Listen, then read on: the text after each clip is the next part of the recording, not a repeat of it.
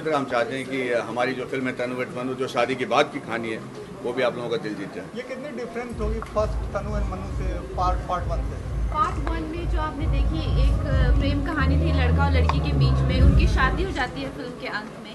अब ये प्रेम कहानी जो है एक पति और पत्नी के बीच में है, जिनके रिश्ते में दरार आ गई है, वो कैसे अपने आप को फिर से प्यार को अपने आप में ढूंढ पाते हैं या नहीं, तो ये कहानी उसके बारे में है।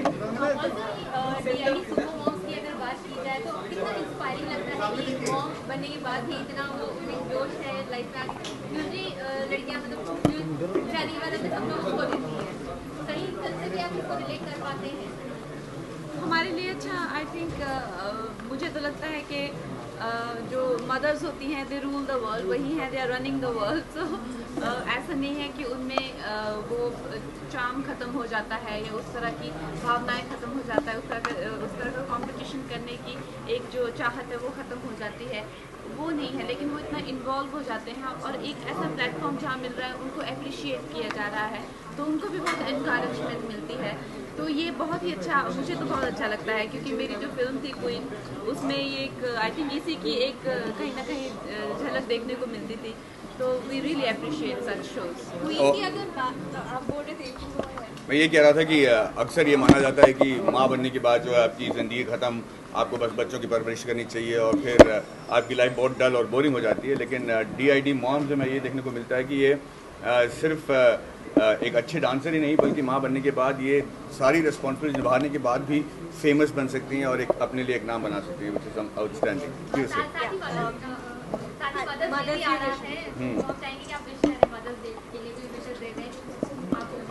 हम मदर्स डे के उपलक्ष्य पे सबको बहुत बहुत शुभकामनाएं देते हैं। माधवन, आपकी फिल्म आई थी एक रंग दे बसंती, उसने आपको बहुत अच्छा रिमार्क दिया था बॉलीवुड में, उस फिल्म के बारे में और आज का जो तनु मनु आ रही है उसके बारे में क्या कहना चाहेंगे? वहाँ से आज तक का सफ़र? वहाँ से आज तक का सफ़र कुछ 8 साल का रहा है जी।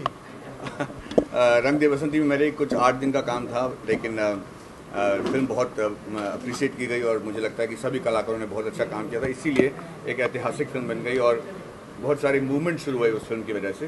हम चाहते हैं कि तनु वर्सेस मनु के बाद जो है लोग ये समझ लें कि उसी तरह एक मूवमेंट होती है शादी के बाद, जहाँ प्यार का रूप बदल जाता है, उसे समझें। और आजकल के ज़माने में जहाँ पे ये शादी को बरकरार रखना बहुत तकलीफदायक है, बहुत मुश्किल है, उसको मतलब जो है वो सक्सीड कर पाएँ, ओवरकम कर पाएँ।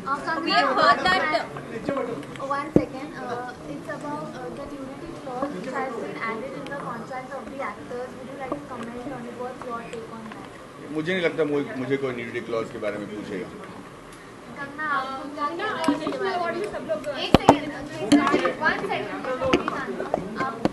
एकता कपूर ने आपने ऑलरेडी एकता के साथ काम किया है and she has added a nudity clause ताकि प्रोड्यूसर्स को कोई लॉस ना हो। तो उनका मानना है कि एक्टर्स स्क्रिप्ट पढ़ने से पहले कह देते हैं कि they will enact those all the visuals of getting intimate and all on the scene, लेकिन बाद में जब एक्चुअल में काम करना होता है they don't do it. So what do you have to say on that?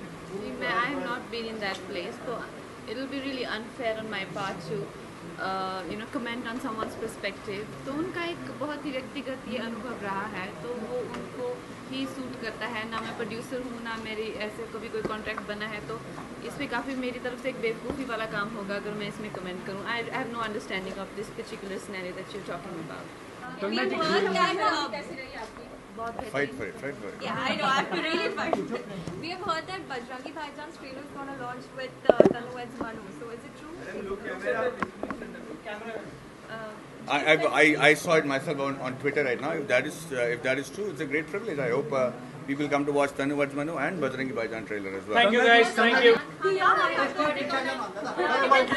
What would you like to say to your Mother's Day wishes? So I'd like to say, Amma, Mom, thank you very much for having me and bringing me who I am today. आज मैं camera के सामने आपको national TV द्वारा wish कर पा रहा हूँ. Thank you so much.